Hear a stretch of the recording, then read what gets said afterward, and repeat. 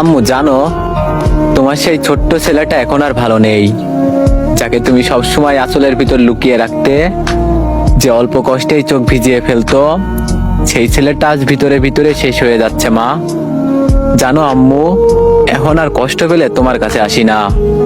ছোটবেলায় যেমন দৌড়ে যেতাম, হাঁটু কেটে গেলে, মন ভেঙে গেলে বা অকারণেই বুকটা ভারী লাগলে তুমি তখন কিছু না জিজ্ঞেস করেই আমাকে বুকে টেনে নিতে। তোমার আদরেই সব ব্যথা যেন কমে যেত। আজ কষ্ট পেলে আমি চুপ করে থাকি, হাসি মুখে লুকিয়ে বেড়াই। রাত হলে একা একা ভেঙে পড়ি, কেউ জানে না আমি কতটা ক্লান্ত, কতটা ফাঁকা। আমি অনেক বড় হয়ে গেছি আম্মু, এতটাই বড় যে আমার কষ্টগুলো এখন দুর্বলতা হয়ে গেছে।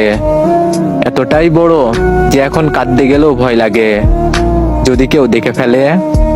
তোমার সেই ছোট ছেলেটা এখন শক্ত থাকার অভিনয় করে, দিনের পর দিন বোঝা বয়ে নিয়ে হাঁটে, কিন্তু কেউ দেখে না এই শক্ত মানুষটার ভিতরে একটা ভাঙা শিশুর কান্না আটকে আছে।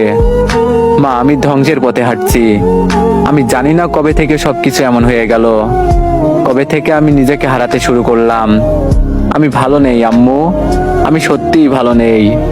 আজ খুব ইচ্ছে করছে আবার তোমার কাছে গিয়ে বলতে, মা একটু আদর করো, আমি খুব ক্লান্ত। কিন্তু ততক্ষণে আমি শুধু নীরবে বলি, আম্মু তোমার ছেলেটা আজও তোমাকে খুঁজে ফেরে।